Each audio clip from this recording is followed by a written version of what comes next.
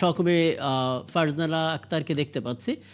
ফারজানা আক্তার, সকাল থেকে আপনি এখানে আছেন। আপনার মাধ্যমে আসলে প্রতিক্রিয়া থেকে শুরু করে সার্বিক চিত্র আমরা ধাপে ধাপে দেখতে পাচ্ছি। কয়েকটি বিষয় একটু স্পষ্ট করবেন। একটু পরে তো বিরোধী দলের সংসদ সদস্যদের শপথ পাঠ করানো হবে, সেই সময় আমরা নিশ্চয়ই সেখানে থাকব। কিন্তু যেটা হচ্ছে যে সংবিধান সংস্কার পরিষদের শপথ যেহেতু এখন বিএনপির পক্ষ থেকে নেওয়া হচ্ছে না, ওদিকে জুলাই চার্টার বাস্তবায়নের জন্য 6 মাসের একটা বাধ্যবাধকতা আছে।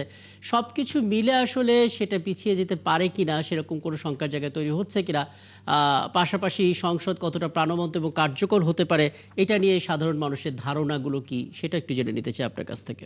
হ্যাঁ রাকিব, আমি এখন আছি সংসদ ভবনের যে 11 নম্বর গেট, সেই গেটটির সামনে। আমার পেছনেই সংসদ ভবন এবং আমরা কিন্তু সকাল থেকে এখানে আছি এবং সাধারণ মানুষ সহ নেতাকর্মী তাদের প্রতিক্রিয়া জানছিলাম। এবং কিছুক্ষণ আগে আমরা যেমনটি দেখলাম যে বিএনপির পক্ষ থেকে শপথ গ্রহণ করা হয়েছে। বিএনপির যারা সংসদ সদস্য, নবনির্বাচিত সংসদ সদস্য, তারা শপথ গ্রহণ করেছেন। তবে এই সংস্কারের পক্ষে যে শপথ সেটি তারা গ্রহণ করেননি এবং আমরা যতটুকু জানতে পারলাম জামাতের পক্ষ থেকে সেই সংস্কারের পক্ষে শপথ গ্রহণের একটি কথা বলা হয়েছে। এবং এই বিষয়ে কিন্তু আমরা যতটুকু শুনছি চারপাশ থেকে এ নিয়ে কিন্তু সাধারণ মানুষের মিশ্র প্রতিক্রিয়া আছে।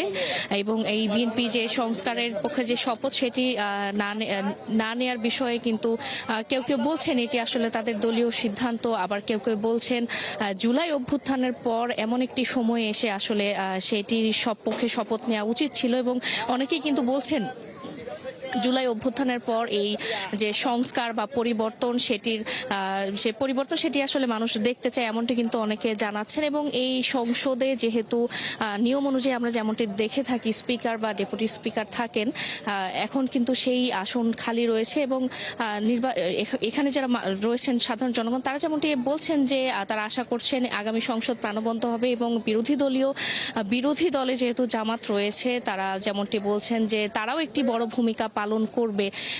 জামাত আসলে সরকারের সমালোচনা করে, আমরা যেমনটি দেখে থাকি বিরোধী দলীয় ভূমিকা বলছে, তারা আশা করছেন যে সংসদে আসলে প্রাণবন্ত হবে। এবং এবার কিন্তু 299 আসনে নির্বাচন হয়েছে। এর মধ্যে আমরা দেখেছি নির্বাচন কমিশন 297 আসনের ফলাফল দিয়েছিল এবং এর মধ্যে আমরা গতকাল দেখেছি তারেক রহমান বগুড়া 6 আসন ছেড়ে দিয়েছেন। নিয়ম অনুযায়ী তিনি যেহেতু ঢাকা 17 আসনে নির্বাচিত হয়েছেন, আমরা যেমনটি দেখি যে একাধিক আসনে নির্বাচিত হলে একটি আসন ছেড়ে দিতে হয়। এবং নির্বাচন কমিশন যেমনটি জানিয়েছে যে বগুড়া 6 আসনে উপনির্বাচন হবে। পাশাপাশি শেরপুর 3-এও যে নির্বাচন বাকি ছিল সেই নির্বাচনও কিন্তু কিছুদিন পর নির্বাচন কমিশন তফসিল দিলে সেটি হবে। এবং আপনি কিন্তু দেখতে পাচ্ছেন এখানে সাধারণ মানুষ থেকে শুরু করে নেতা কর্মীদের ভিড় এবং তাদের মধ্যে কিন্তু এক ধরনের উচ্ছ্বাস রয়েছে। তারা যেমনটি বলছেন যে দীর্ঘদিনের স্বৈরাচারী শাসন ব্যবস্থার পর বাংলাদেশের মানুষ আসলে তাদের ভোটাধিকার প্রয়োগ করতে পেরেছে, বা বাংলাদেশের জনগণ তাদের পছন্দের প্রতিনিধি নির্বাচিত করতে পেরেছে। এখানে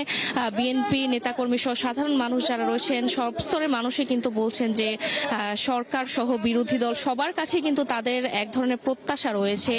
তারা নতুন বাংলাদেশ গঠনে ভূমিকা রাখবে। তারা নির্বাচনে যে ধরনের ইশতেহার দিয়েছিল, দেশের জনগণের জন্য কাজ করবে, বেকারত্ব ঘুচাতে কাজ করবে, মাদক নির্মূল করতে কাজ করবে, বাংলাদেশে সমাজ ব্যবস্থা ঠিক রাখতে কাজ করবে, শিক্ষা ব্যবস্থা গঠনমূলক হবে, এমনটি কিন্তু তারা আশা করছেন। এবং সকালের পর এখন কিন্তু আমরা দেখছি যে বেলা যত বাড়ছে ভিড় বাড়ছে। তবে এখানে আইনশৃঙ্খলা বাহিনী মোতায়েন করা হয়েছে এবং আইনশৃঙ্খলা বাহিনীর বলা যায় যে নিরাপত্তার বলয়ে কিন্তু সংসদ ভবন এলাকা ঢেকে দেওয়া হয়েছে। এবং সংসদ ভবনের এই দক্ষিণ প্লাজায় কিন্তু বিকাল 4টায় মন্ত্রী পরিষদের সদস্যরা শপথ গ্রহণ করবেন, সেই প্রস্তুতিও কিন্তু আমরা এখন দেখতে পাচ্ছি। এবং বিদেশি যারা রয়েছেন ডেলিগেটস, 5টি দেশের বেশি ডেলিগেটস তারা এসেছেন, বিদেশি যে মেহমান তারা এসেছেন 1200-র বেশি, তারাও কিন্তু এই শপথ অনুষ্ঠানে অংশগ্রহণ করছেন। এবং এখানে একটি কনসার্টের আয়োজনও করা হয়েছে আমরা দেখতে পাচ্ছি। রাকিব, অনেক ধন্যবাদ ফারজানা আক্তার, আপনার কাছ থেকে অনেকগুলো তথ্য জেনে নিলাম। এবং দর্শক বলে রাখা প্রয়োজন, এখন ঠিক এই মুহূর্তে সংসদ দলীয় যে সদস্যরা রয়েছেন তাদের শপথ শেষ হয়েছে এবং শপথ শেষ হওয়ার পর ছোট্ট একটা বিরতি বলা যেতে পারে সেখানে। এবং সেই জায়গাতেই আসলে নির্ধারিত হয়ে যাবে মন্ত্রিসভায় আসলে কারা কারা থাকবেন, সেই আলোচনাটা সেখানে হয়ে যাবে এবং পরবর্তীতে সেই তথ্যগুলো আমরা হয়তো ধাপে ধাপে জানাতে পারবো আপনাদেরকে।